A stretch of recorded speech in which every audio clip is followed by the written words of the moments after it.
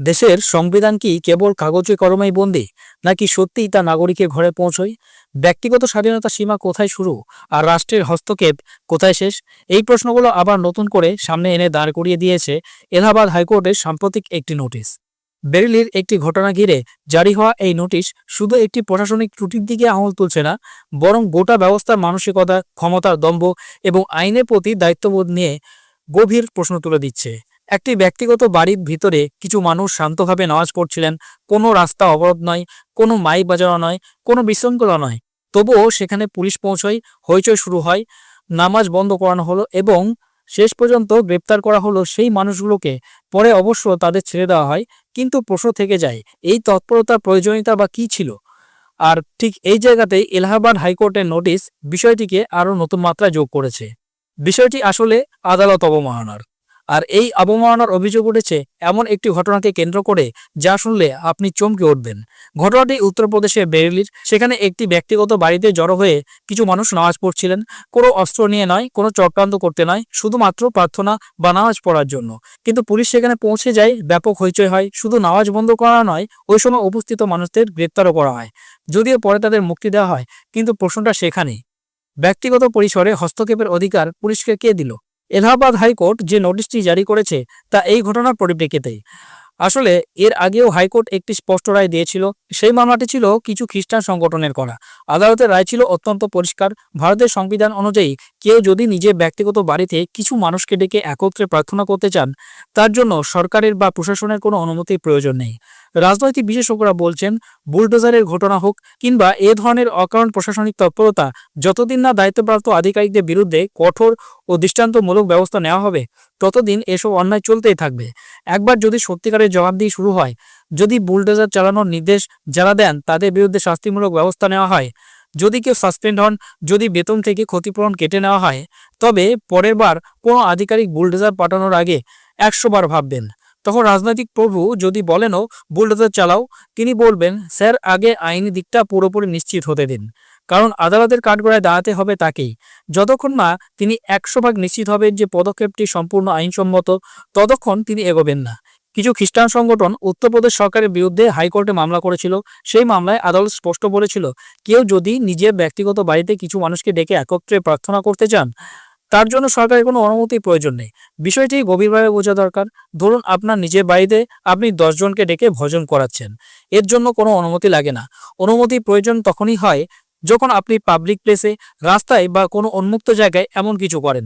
একইভাবে যদি 20 জন একসঙ্গে কোনো বাড়িতে নামাজ পড়েন এবং বাড়ির মালিকের কোনো আপত্তি না থাকে, তাহলে কোনো অনুমতির দরকার নেই। এই নীতি খ্রিস্টানদের ক্ষেত্রেও প্রযোজ্য, শিখদের ক্ষেত্রেও প্রযোজ্য, জৈনদের ক্ষেত্রেও প্রযোজ্য এবং সকল ধর্মের মানুষের ক্ষেত্রেই। এমনকি কেউ যদি নাস্তিক হন, তবুও নিজের বাড়িতে 10 থেকে 20 জনকে ডেকে কোনো সভা বা মিটিং করতে চাইলে তার জন্য কোনো সরকারি অনুমতি লাগে না। এই স্পষ্ট রায় থাকার পরও বেরেলিতে 16 জানুয়ারি ঘটনাটি ঘটে। রেশমা খানের বাড়িটি তখন খালি ছিল। সেখানে কিছু মানুষ নামাজ পড়ছিলেন। মুহূর্তের মধ্যে রটিয়ে দেওয়া হলো, এখানে মাদ্রাসা তৈরি হচ্ছে, মসজিদ বানানো হচ্ছে, বেআইনি কিছু হচ্ছে। উত্তেজনা ছড়ানো হলো, পুলিশ নামলো মাঠে, গ্রেপ্তার করা হলো নামাজরত মানুষগুলোকে। পরে অবশ্য তাদের ছেড়ে দেওয়া হয়, কিন্তু মূল সত্যটা কি? বাড়ির মালিক রেশমা খান নিজেই বলেছেন তিনি নামাজ পড়ার অনুমতি দিয়েছিলেন। এটি তার ব্যক্তিগত সম্পত্তি। সেখানে শান্তিপূর্ণ প্রার্থনায় কারো আপত্তি থাকার কোনো কারণ নেই। তবুও গ্রামের কিছু মানুষ ইচ্ছাকৃতভাবে উত্তেজনা ছড়ালেন। পুলিশের উত্তেজনায় সঙ্গ দিল, শুরু হলো দমনমূলক কার্যকলাপ। এই কারণেই আগের খ্রিস্টানদের মামলার রায়কে নজির হিসেবে ধরে হাইকোর্টে আবারও আবেদন করা হয়। আবেদনকারীরা বলেন, এই ঘটনায় সংশ্লিষ্ট পুলিশ ও প্রশাসনিক আধিকারিকদের বিরুদ্ধে আদালত অবমাননার মামলা হওয়া উচিত। হাইকোর্ট স্পষ্ট করে জানিয়ে দিয়েছে, আগের রায়ে স্পষ্ট করে বলা ছিল কোনো সরকারি অনুমতি ছাড়াই ব্যক্তিগত বাড়িতে যে কোনো ধর্মের প্রার্থনা করা যেতে পারে এবং এই ক্ষেত্রেও সেই একই নীতি প্রযোজ্য। বিচারপতি অতুল শ্রীধরন এবং সিদ্ধার্থ নন্দনের বেঞ্চ 12 ফেব্রুয়ারি জানিয়েছিল আবেদনকারী তারিক খানের বিরুদ্ধে কোনো শাস্তিমূলক ব্যবস্থা নেওয়া যাবে না, কিন্তু জেলা ম্যাজিস্ট্রেট রবীন্দ্র কুমার এবং সিনিয়র পুলিশ সুপার অনুরাগ আর্যের বিরুদ্ধে আদালত অবমাননা আইন 1971 অনুযায়ী কার্যক্রম শুরু হবে। 11 মার্চ মামলার পরবর্তী শুনানির দিন ধার্য করা হয়েছে।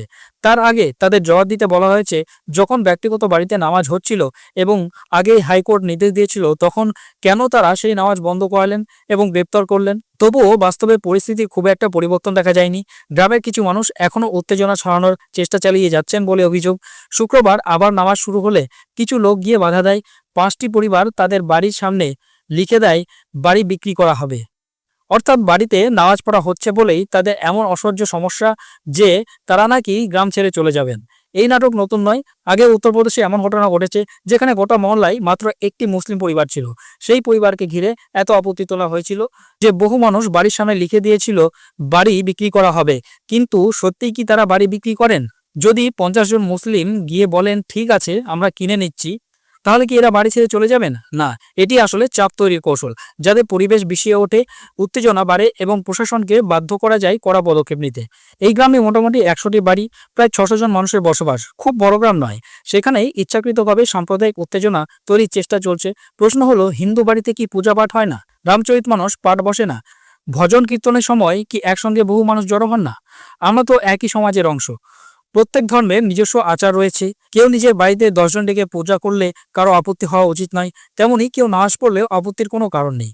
কিন্তু এমন এক মানসিকতা গড়ে তোলা হয়েছে যেখানে এসব স্বাভাবিক বিষয়েও মানুষ সন্দেহ আর বিদ্বেষ খুঁজে বেড়াচ্ছে। গ্রামেরই এক ব্যক্তি কমল কিশোর বলেছেন, আগে নামাজ বন্ধ করানো হয়েছিল, কিন্তু এখন আবার শুরু হয়েছে। তাই আমরা চাই বাড়িটিকে মাদ্রাসা বা মসজিদে রূপান্তরের আগেই বুলডোজার চালিয়ে দেওয়া হোক। ভাবুন তো, হাইকোর্টের স্পষ্ট রায়ের পরেও এমন দাবি করা হচ্ছে। বাড়ির মালিক পরিষ্কার জানিয়েছেন ওখানে না মসজিদ হচ্ছে না মাদ্রাসা। তাহলে যে বাড়িতে 20 জন বসে ভজন করেন সেটি কি মন্দিরে পরিণত হয়ে যায়? আর 10 জন নামাজ পড়লেই কিভাবে সেটি মসজিদ বা মাদ্রাসা হয়ে যায়?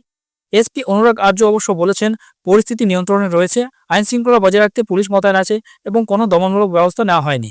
কিন্তু বাস্তবতা সবাই জানে, আগে গ্রেপ্তার হয়েছিল, নামাজ বন্ধ করানো হয়েছিল, এখন হাইকোর্টের নোটিশ আসায় প্রশাসন সতর্ক। নইলে পরিস্থিতি কোন দিকে গড়াতো কে জানে, বুলডোজারও হয়তো হাজির হয়ে যেত। শেষে এই প্রশ্নটাই এসে যায়, আমাদের দেশ কি এমন জায়গায় পৌঁছে গেছে যেখানে নিজের চার দেওয়ালের ভেতরে প্রার্থনা করাও অপরাধ? যখন অন্যান্য ধর্মীয় সভা হয় তখন দিনের পর দিন রাস্তা বন্ধ থাকে, ট্রাফিক স্তব্ধ হয়ে যায়, প্রশাসন তখন ফুলের মালা বর্ষণ করে, তাতে আমাদের আপত্তি নেই। সেটাই ভারতীয় সংস্কৃতি। কিন্তু সেই একই দেশে মাত্র 10 জন মানুষ যদি একটি ঘরের ভিতরে শান্তিতে নামাজ পড়তে চান, তাতেই গ্রামের সম্প্রীতি নষ্ট হয়ে যায়। এই অসহিষ্ণুতা আর প্রশাসনিক দ্বিমুখী নীতি আমাদের কোথায় নিয়ে যাচ্ছে? এই পুরো পরিস্থিতি নিয়ে আপনাদের কি মনে হয়? অবশ্যই কমেন্ট বক্সে জানান।